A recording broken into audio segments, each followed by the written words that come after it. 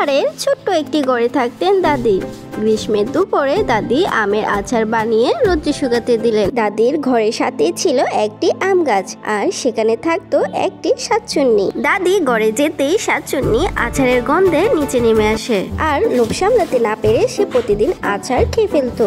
একদিন শাকচুন্নি যখন মজা করে আমের আচার খাচ্ছিল, তখন পিছন থেকে দাদি তা দেখে ফেলে। দাদি খুবই বিরক্ত হলো, তাই দাদি চিন্তা করলো শাকচুন্নিকে একটু শায়েস্তা করতে হবে। এই কারণে আচারের বয়মের ভিতর দাদি ঝালমরিচ ঢুকিয়ে দিল। পরের দিন আবার শাকচুন্নি যখন আচার খেতে যায়, তখন সে জোরে চিৎকার করতে শুরু করলো। ঝালমরিচ খেয়ে শাকচুন্নির মুখ থেকে আগুনের মতো ধোঁয়া বের হতে শুরু করলো। শাকচুন্নি বুঝতে পারলো চুরি করে খাওয়াটা তার মোটেও ঠিক হয়নি, তাই এবার সে দাদিকে ডাকতে শুরু করলো, আর দাদি এসে জাল কমানোর জন্য একটি মিষ্টি হাতে তুলে দিল। বন্ধুরা, প্রথম গল্পটি এখানেই সমাপ্ত হলো। গভীর জঙ্গলে একটি বিশাল টাওয়ার ছিল। সেই টাওয়ারে থাকতো একটি ছোট্ট পেতনি। কেউ যদি সেখানে ভুল করেও প্রবেশ করত, তাহলে পেতনিটি ভয় দেখিয়ে তাদেরকে সেখান থেকে তাড়িয়ে দিত।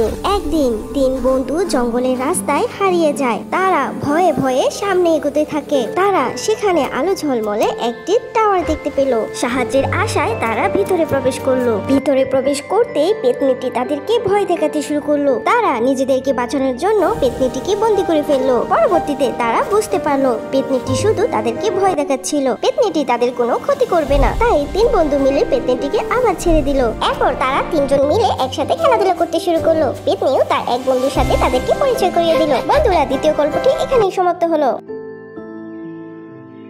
ছোট্ট মিকু আজকে স্কুলে যাবে, তাই তার দাদুকে ডাকছে তাড়াতাড়ি বাইরে হয়ে আসার জন্য। শীতের সকালে ঠান্ডায় দাঁড়িয়ে থাকার কারণে মিকুর কিছুটা সর্দি লেগে যায়, তবুও কিছুই করার নেই, কারণ স্কুলেতে যেতেই হবে। হঠাৎ করে চিকুর মনে পড়লো সে তো আজকে মাথার টুপি আনেনি, তাই দৌড়াতে দৌড়াতে সে ঘরের ভিতর প্রবেশ করলো। আয়নার সামনে গিয়ে টুপিটি মাথায় দিয়ে আবার বের হয়ে এলো। চিকু এসে দেখলো তার দাদু সেখানে দাঁড়িয়ে আছে। চিকু দাদুর হাতে থাকা কফিটি রেখে আসে চিকুকে এগিয়ে দিয়ে আসার জন্য। এরপর চিকু দাদু চিকুকে স্কুলে নিয়ে দিয়ে আসে। বন্ধুরা, কোন গল্পটি সবচেয়ে বেশি তোমার কাছে ভালো লেগেছে তা কমেন্টে জানাও। আর হ্যাঁ, ভিডিওতে লাইক করে চ্যানেলটিকে সাবস্ক্রাইব করে দিও।